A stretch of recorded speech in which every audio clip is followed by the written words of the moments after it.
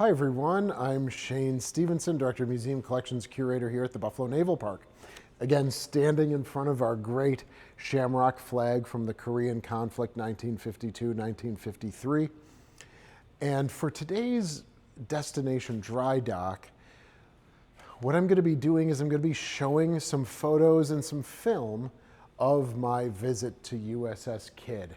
Now I got to thank, again, Parks and Tim and Molly and Omar from the Kidd, and also Ken Stano from History X, who was also down there at the same time. When we realized that we were able to go to Drydock, I started reading project management literature for some reason. And I found it really interesting and exciting. And one of the threads that I kept reading about was this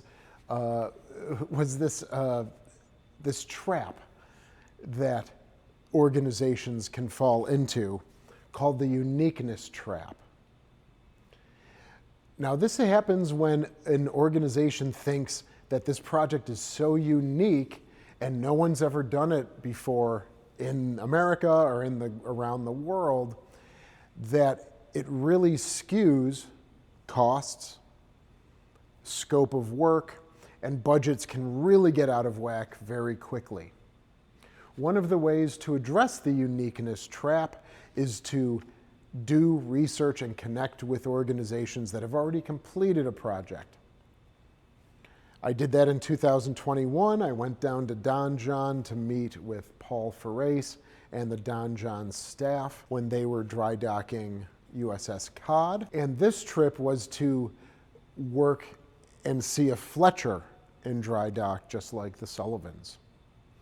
So thankfully, I visited both ships, sister ships, in dry dock. And what that does is it brings the uncertainty of our project down. And for the rest of the video, you're going to be seeing images of hull work. All right, their crop and replace, their plate replacement. You'll see some worming. You'll see one of the best things is now you can do close-ups and film of areas that might be degraded on the Sullivans. So I have the struts. Now we don't have our props anymore, but the struts might still be connected. So I got some of the metal work around the struts, where the shafts come out of the hull, and of course the hull itself, where they're replacing their sonar dome. And I met with the shipyard, had a nice conversation with them.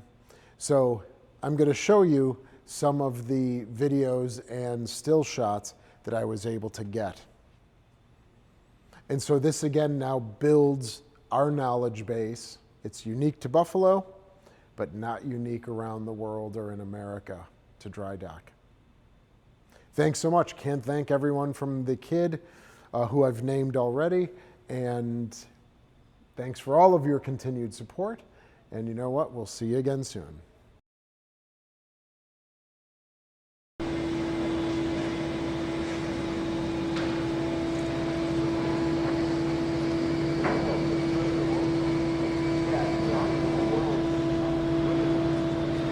That is so awesome.